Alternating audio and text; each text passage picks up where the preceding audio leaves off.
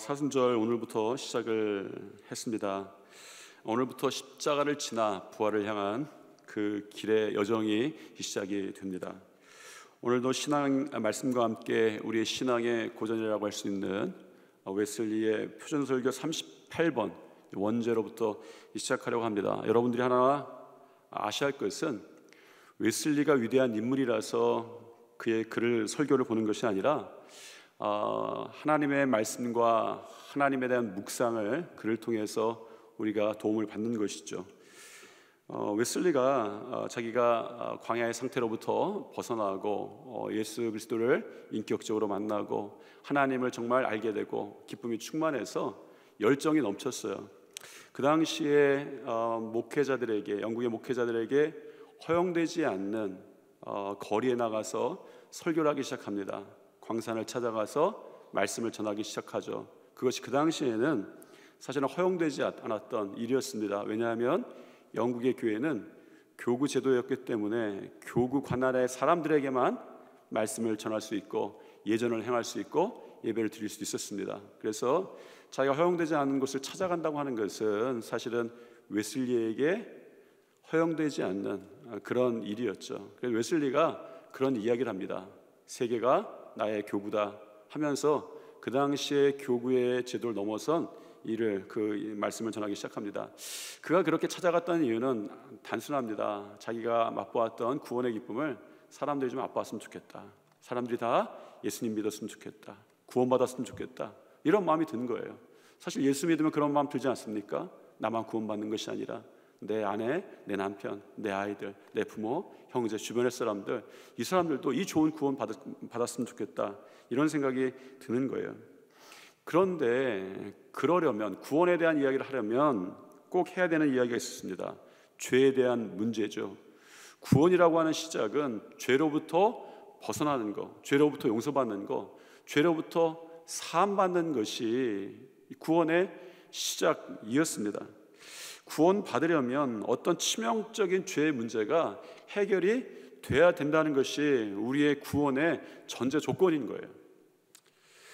여러분, 그렇다면 우리에게 생기는 의문이 하나 있습니다. 우리가 우리의 구원을 가로막고 있는 치명적인 우리에게 있는 죄가 뭔가라는 것입니다. 여러분, 기독교의 이제 그 우리 전통 가운데 하나가 참회 수요일 혹은 제 수요일이라고 부르는 오늘의 수요일의 예배입니다. 왜 제 수요일이라고 부르는가? 유래는 옛날부터 이 예배 때는 재를 사용했었어요. 이 날이 되면 재를 이마에 발랐습니다. 사실은 한국 교회의 예배 전통에서는 드물었던 거예요. 저도 사실은 미국에 유학 가기 전에는 한 번도 이런 것들을 경험하지 못했습니다. 그런데 어느 날, 이 사순절이 시작하는 수요일날 저희 동네에 대낮부터 사람들이 이마에다 검은 십자가를 그리고 다니는 것입니다. 사실은 이것이 익숙하진 않았어요. 저에게는 조금 이상함으로 다가왔고 좀 더는 좀 무서웠습니다. 그렇잖아요. 사람들이 대낮부터 이마에다가 검은 십자가를 이렇게 그리고 다니는데 상상해 보세요. 쉬운 건 아닙니다. 원래 여러분들한테 제수일의 교회적 전통은 이마에다 십자가를 바르는 거예요. 여러분, 그런데 여러분 한국 사회에서 여러분들이 밖에 십자가를 이마에 그리고 나갔다가 큰일 날 것 같아서 저는 우리 한국에 돌아와서는 손 위에, 이 의미가 중요하니까 손 위에, 손등에 발랐습니다. 사실은 이 십자가는 오늘 하루 동안 이렇게 하고 다니는 것이, 예배 드릴 때만 하는 것이 아니라 하고 다니는 것이 전통입니다. 이 제수일에 사용되는 재는 사실은 1년 전 종려 주일 때 종려나무 가지를 흔들었다는 기념으로 이 강단의 장식을 종려나무 가지로 하는데, 그 가지를 다 쓴 가지를 모아서 말려서 1년 후에 그것을 갈아서 만드는 것이 이 제입니다.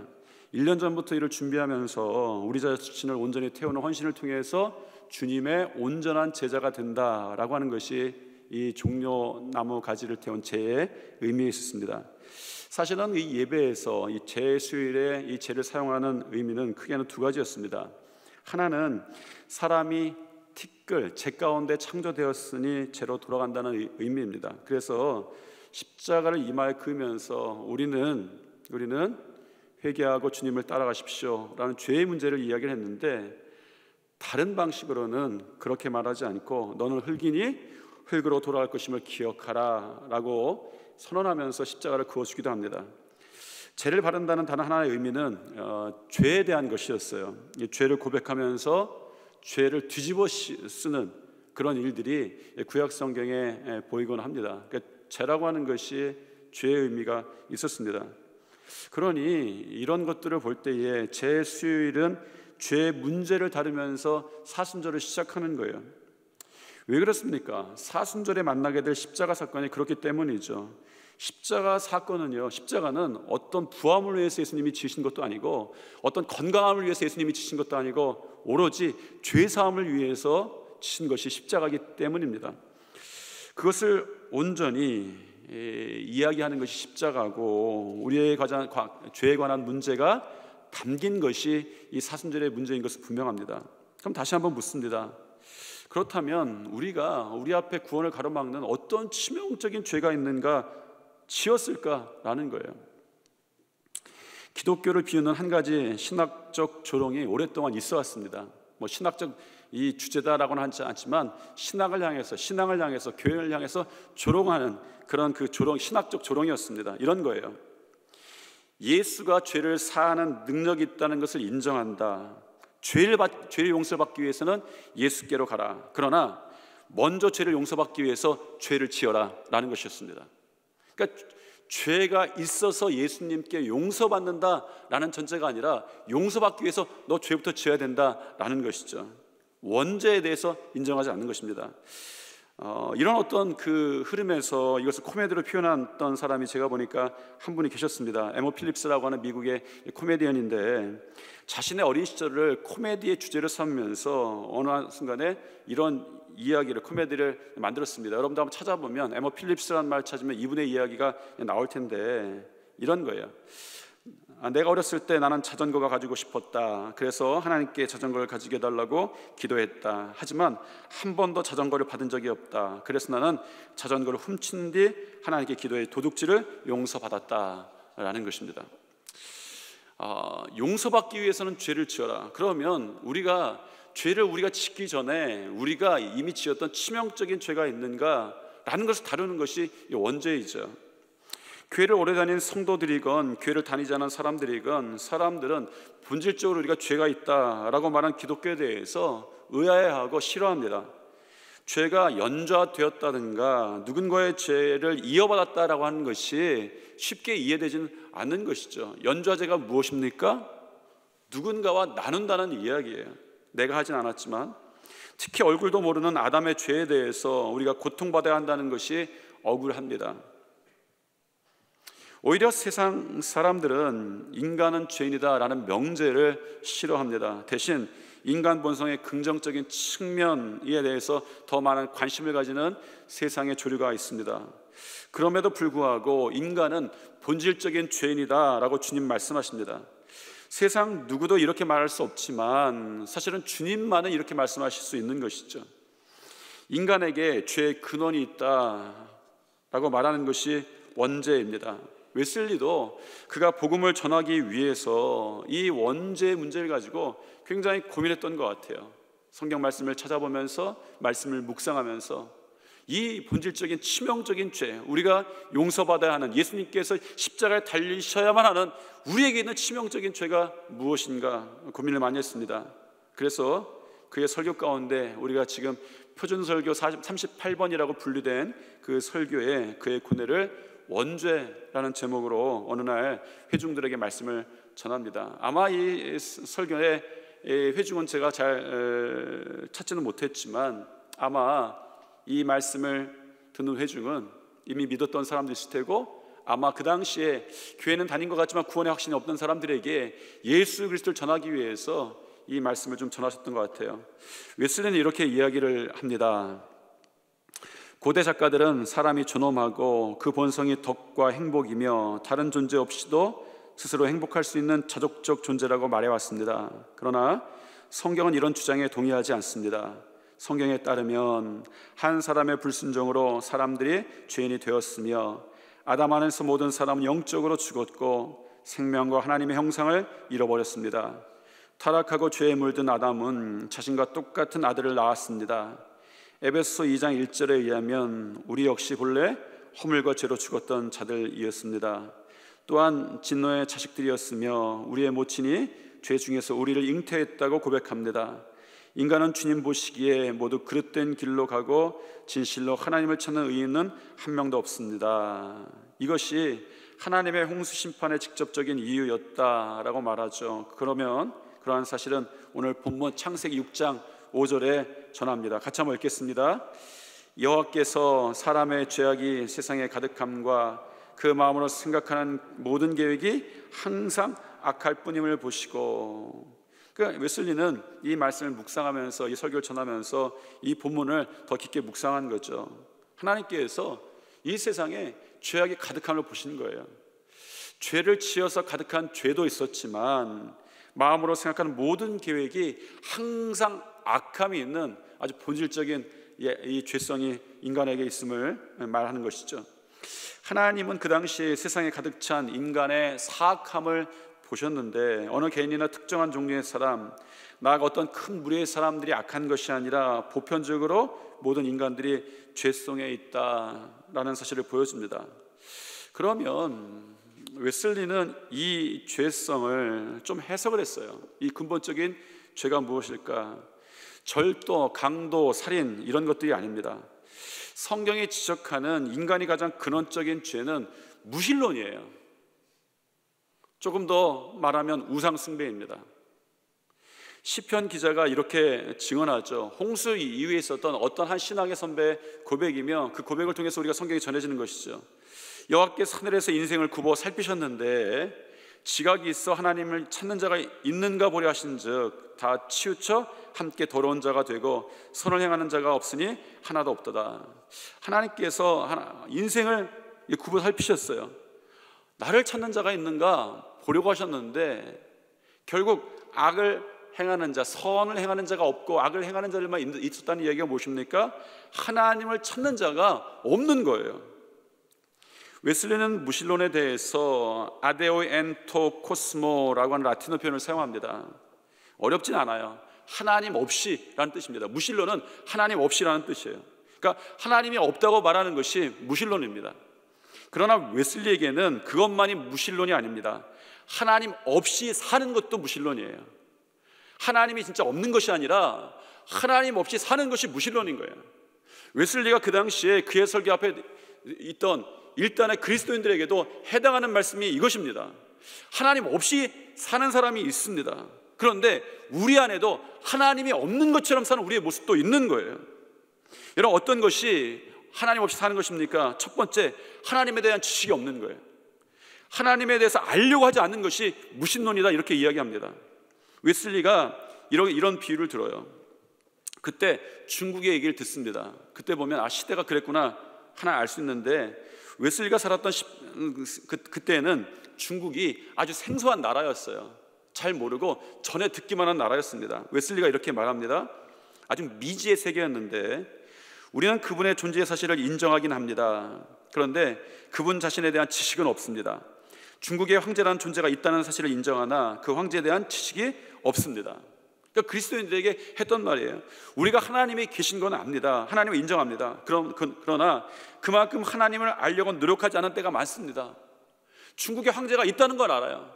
그러나 거기에 대한 지식이 없습니다. 아무 상관이 없는 거예요. 하나님이 계신 것과 우리와 어떤 관계가 있는가? 웨슬리는 도전을 던졌습니다. 당신들 하나님 아십니까? 하나님 인정합니까? 그런데 하나님을 아는 지식이 있습니까? 왜? 하나님에 대한 지식이 없다고 하는 것은 그분과 관계가 없다는 것이었거든요. 여러분, 우리는 하나님을 인정하지만 그만큼 하나님을 알려고 노력하지 않을 때가 많다는 거죠. 그 정도면 안다라는 교만이 우리에게 있다는 것입니다. 웨슬리에게 무신론은 여기서부터 시작해요. 그래서 무신론은 세상에 있는 것이 아니라 교회 안에도 있는 거예요. 하나님에 대한 지식이 없으므로 살게 되는 무신론적 방식이 있습니다. 그것은 하나님 없이 사는 두 번째 방식인데 하나님을 사랑하지 않음이라고 말합니다. 웨슬리가 이렇게 물어요. 대부분의 사람들은 하나님을 사랑하는 것에 대해 말하고 아마 자신들은 하나님을 사랑한다고 생각할 것입니다. 그런데 하나님에 대한 지식이 없는 자가 어떻게 하나님을 사랑할 수 있겠습니까? 알지 못하는 분을 사랑할 수 없기 때문입니다. 하나님께서 우리를 사랑하시는 것은 너무나도 분명합니다. 그런데 무신론의 질문 가운데에 여러분이 오늘 예배를 드리는가, 여러분이 일주일에 교회에 몇 번 나오는가, 여러분이 목회자 몇 번 나오는가, 이런 것들이 아니라 여러분이 하나님을 사랑하는가, 이게 무신론적 질문이라는 거예요.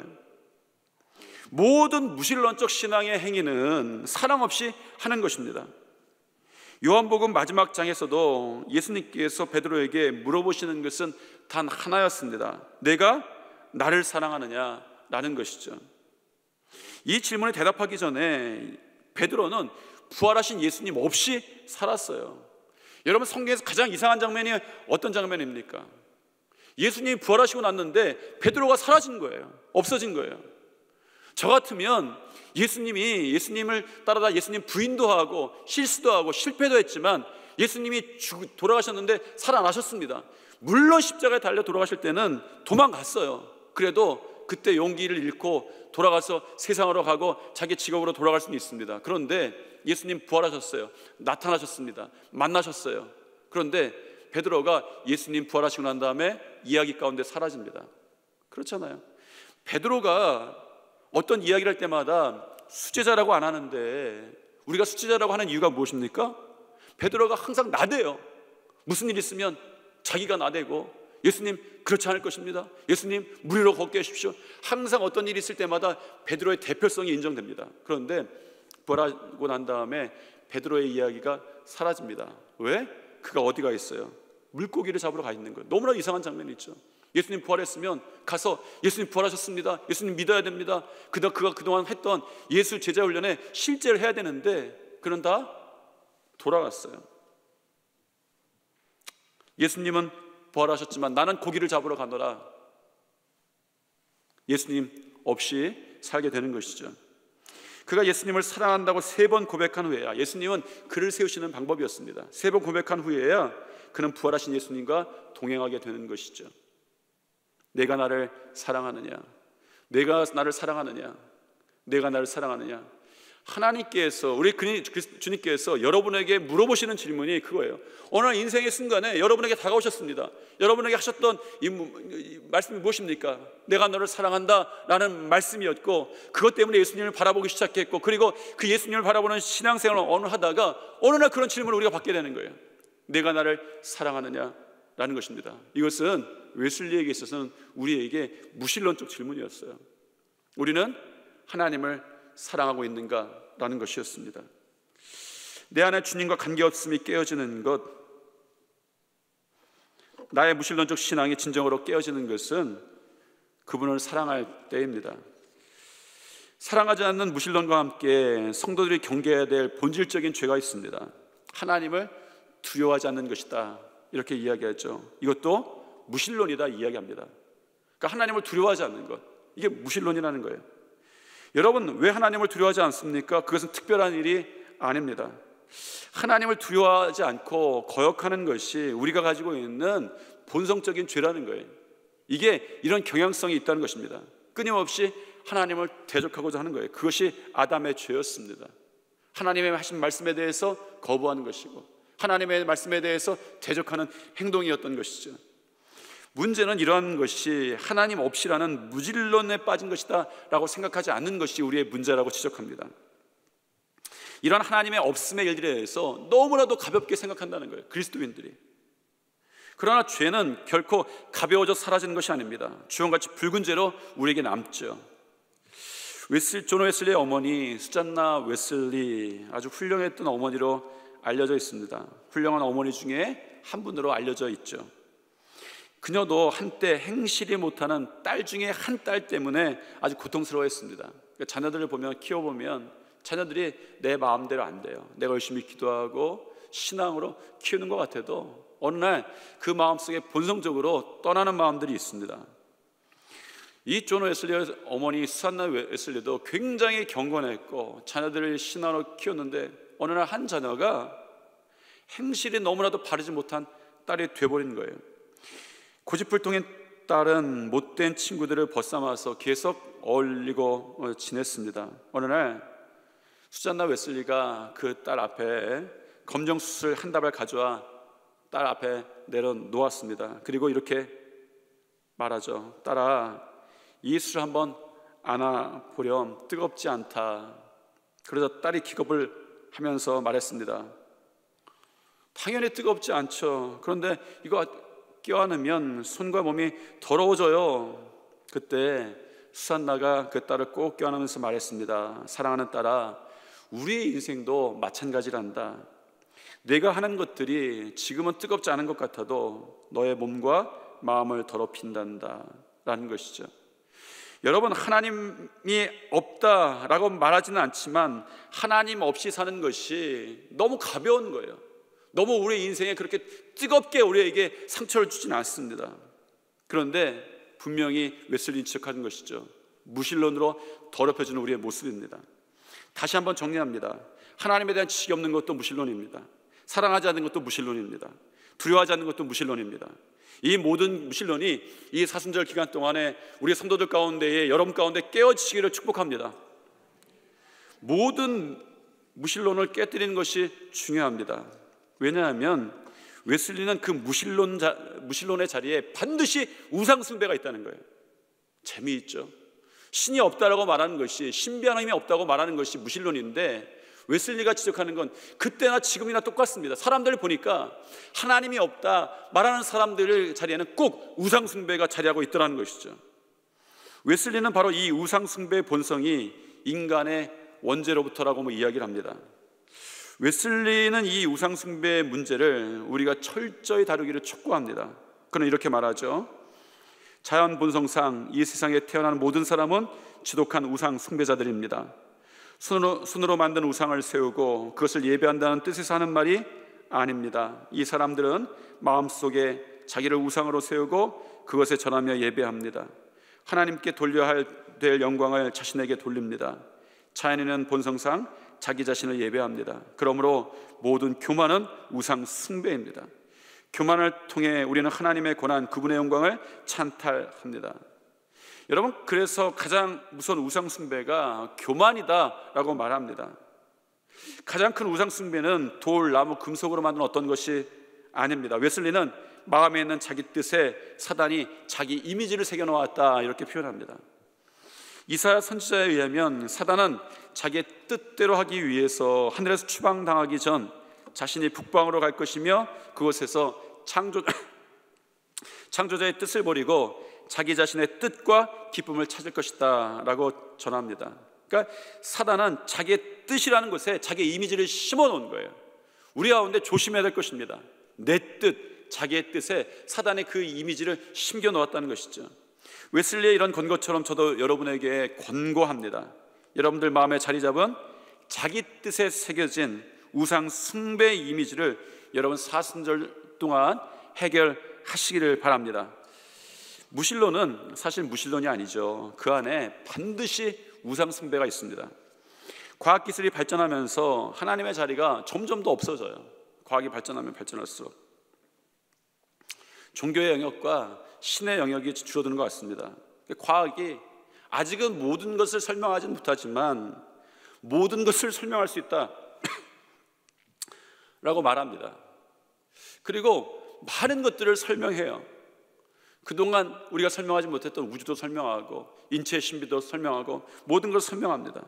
그리고 실제로 하나님이 없다라고 말하는 과학에 저명한 분들도 있습니다. 그런데 참 재밌는 게 있어요. 첨단 과학 건물 짓고 나서 고사 지내는 것을 봅니다. 첨단 비행기 만들어내고 나서 거기서 고사 지내는 거예요. 너무 재밌는 거죠. 점도 봅니다. 하나님 없다면서 그 자리를 다른 것으로 채워놔요. 이상하지 않습니까? 돼지머리 올려놓고 콧구멍에다가 10,000원짜리, 50,000원짜리 집어넣고 입에다 집어넣고 그런 거예요. 하나님이 없는 자리에는 반드시 교만이라고 하는 우상과 함께 반드시 또 다른 우상 숭배의 죄들이 차기 시작한다. 웨슬리는 지적합니다. 성 어거스틴은 죄에 대해서 이렇게 정의를 하죠. 죄가 무엇인가? 하나님으로부터 멀어지는 것이 죄다 이렇게 말합니다. 여러분, 인간의 원죄가 무엇입니까? 본성적으로 하나님과 멀어집니다. 그런 것이 본질적으로 우리에게 있다는 것이죠. 그렇다면 우리에게 있는 본질적인 죄, 하나님으로부터 멀어지고자 하는 이 본질적인 죄는 어떻게 치유받아야 하는가? 불행히도 우리는 이 본질적인 죄를 이길 수 없다라고 합니다. 그러나 놀랍게도 우리의 죄를 이길 수 있는 것이 있습니다. 복음은 우리가 우리의 죄를 이길 수 없다는 사실에서 시작합니다. 여러분, 우리는 우리의 죄에 대해서 스스로 치료할 수 없음을 알아야 합니다. 대신 그 자리에 우리는 예수 그리스도의 대속적 희생과 구원을 발견해야 합니다. 웨슬리가 이렇게 외치죠. 그분은 자기 자신과 당신이 보내신 예수 그리스도에 대한 지식을 주심으로써, 즉 하나님과 그분들이 주실, 특히 그리스도가 나를 사랑하신다, 그래서 나를 위해 자기 자신을 내어주셨다와 같은 중요한 진실에 대해서 스스로 우리에게 증거하고 확신시켜 주심으로써, 즉 우리의 믿음을 주심으로써 우리의 모든 하나님 없음을 치유하십니다라는 거예요. 여러분이 복음을 들었습니다. 복음은 왜 기쁜 소식입니까? 우리가 우리의 죄를 이길 수 없는데 그 자리에서 예수 그리스도의 대속과 십자가와 희생과 구원을 발견했기 때문에 우리에게 소망이 있는 거예요. 소망이 생길 수 없는데 소망이 생기니까 너무나도 기쁜 거예요. 웨슬리가 걸어갔던 그 길, 우리의 신앙의 선배들이 걸어갔던 그 길, 우리가 만났던 복음에는 그 진리가 있었던 거예요. 우리 사순절의 기간 동안에 이 복음이 더 분명해져야 합니다. 우리가 우리의 노력을 의지하는 것이 아닙니다. 우리의 능력에 의지하는 것도 아니에요. 우리의 열심에 의지하는 것도 아닙니다. 오직 사순절 기간 동안에는 복음, 예수 그리스도의 보혈, 예수 그리스도의 십자가, 예수 그리스도의 능력, 예수 그리스도의 우리를 구원하심에 의지하는 거예요. 온전함이 복음입니다. 웨슬리가 이야기하는 것이죠. 우리의 모든 하나님 없음을 치유하시는 것은 복음입니다. 이 자리에 예수 그리스도의 복음이 들어와야 우리가 하나님 없음의 무신론에서 치유받는다는 것이죠. 이 사순절을 시작하여서 그 길을 걸어가기 위해서 여러분들이 분명한 지표로 삼으셔야 하는 것이 있습니다. 바라보고 하셔야 되는 것이 있습니다. 예수님께서 우리를 치유하시고 회복하시기 위해서 그 생명을 바꾸셨다는 사실입니다. 생명을 바꾸셨던 예수 그리스도를 바라보고 한 발짝 한 발짝 걷는 것이죠. 우리가 다른 걸 바라볼 여유가 없습니다. 다른 것에 눈을 돌릴 여유가 없습니다. 그것을 바라보는 것입니다. 예수 그리스도께서 그것을 보여주시기 위해서 십자가를 보여주셨고 피를 흘려 보여주셨습니다. 사순절은 그 십자가와 예수 그리스도의 피를 만나는 시간이에요. 그 피가 여러분의 죄를 씻어 깨끗하게 하셨다는 사실이 이 사순절에 더 뚜렷해지고 새롭게 되시기를 축원합니다. 여러분에게 특히 이 사순절에 하나님 없이의 병이 치유받게 되기를 바랍니다. 본질적인 죄를 인정하시길 바랍니다. 여러분 안에 우상이 쫓겨나시기를 바랍니다. 그 자리를 생명을 주신 주 예수 그리스도께 내어드리시기를 바랍니다. 매일매일 내어드리세요. 금식하며 어떤 모양으로든 금식하며 생각하십시오. 육신의 금식이든 아니면 절제든 우리가 사순절 지나왔던 우리 신앙의 선배들이 가셨던 그 길처럼 무언가 한번 예수 그리스도만 바라보는 일을 시작하십니다. 여러분을 고통스럽게 하는 것이 아니라 여러분 절제함으로써 그 절제된 모든 부분들을 주님께 드려야 되는 거예요. 어떤 사람들은 고통스럽고 맙니다. 여러분 고통스럽고 마는 것이 아닙니다. 그 절제했던 부분을 다 주님께 내어드리세요. 시간을 정해놓고 생각하십시오. 시간도 절제하십시오. 그 절제된 시간을 누구께 드리는 거예요? 주님께 드리는 거예요. 여러분 구별하십시오. 이 사순절 기간 동안에 하나님으로부터 멀어졌던 일이 있다면, 하나님 없음이 나에게 어느새 병이 들었었다면 이 사순절 기간 동안에 온전히 생명 되신 주 예수 그리스도의 능력에 힘입어서 하나님 있음의 능력의 사람으로 다시 거듭되시기를 축복합니다. 기도하겠습니다. 사랑과 은혜가 충만하신 하나님, 오늘 이 사순절의 시간이 시작되었습니다. 예수 그리스도는 우리에게 모든 것을 희생하시고 그 보혈을 내어 주셨습니다. 우리가 그 보혈의 힘을 입어 구원받았고 죄의 용서함을 받았습니다. 그러나 어느덧 우리에 있던 죄의 본성이, 본질적인 죄의 경향이 있습니다. 하나님 없이 살아도, 하나님 없이 생각해도, 하나님 없는 지식이 있어도 나는 그게 만족하고 살았던 때가 많습니다. 이 시간 사순절 기간 동안에 하나님을 더 알아가게 도와주시고, 주 예수 그리스도를 알아가게 도와주시고, 주님을 더 사랑하게 도와주시고, 주님을 고백하게 도와주시옵소서. 이 시간 그러나 그것이 내 힘으로 되지 않고 온전히 주 예수 그리스도의 능력만으로 된다는 사실을 깨닫고 온전히 주님 앞에 무릎 꿇는 것이 시작되게 도와주시옵소서. 예수님 이름으로 기도드립니다. 아멘.